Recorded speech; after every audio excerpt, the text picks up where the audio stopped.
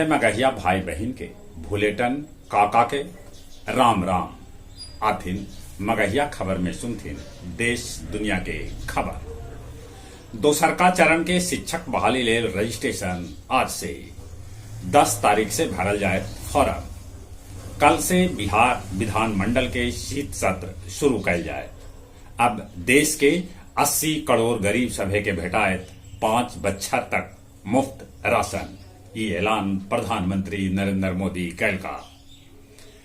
कांग्रेस अध्यक्ष मल्लिकार्जुन खड़गे बिहार के मुख्यमंत्री नीतीश कुमार से कैलन फोन पर बात। बिहार में 69 कॉलेज के प्राचार्य और प्रभारी प्राचार्य के वेतन रोक देवल गेल।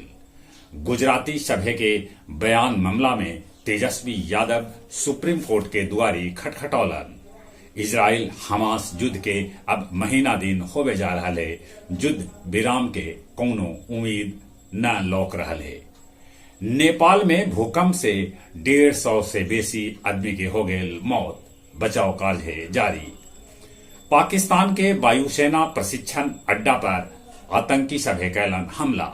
सभे आतंकी के मार देवल गेल। भूटान नरेश नगमचाल वांगचुक काजीरंगा पार्क में जंगल सफारी के लेलन आनंद।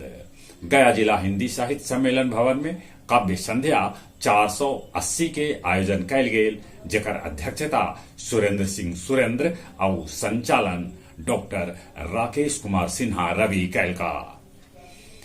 टनकुपा नारायणपुर बांध के करावल जाए जीर्णोद्धार। ये बात कहलन गया के जिलाधिकारी। हार्डकोर नक्सली मन्नू यादव के बांके बाजार से कैल गेल गिरफ्तार। अब गया नगर निगम में सीएनजी से चलावल जाए कचरा ढोए वाला गाड़ी। और अब कुछ खेल के समाचार।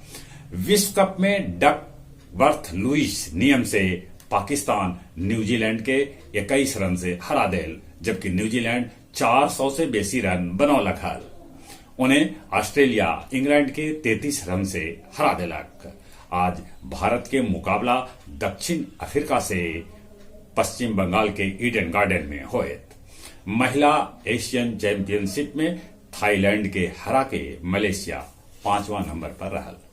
चले एक बार फिर से अपने सभे के भूलेटन काका के राम राम।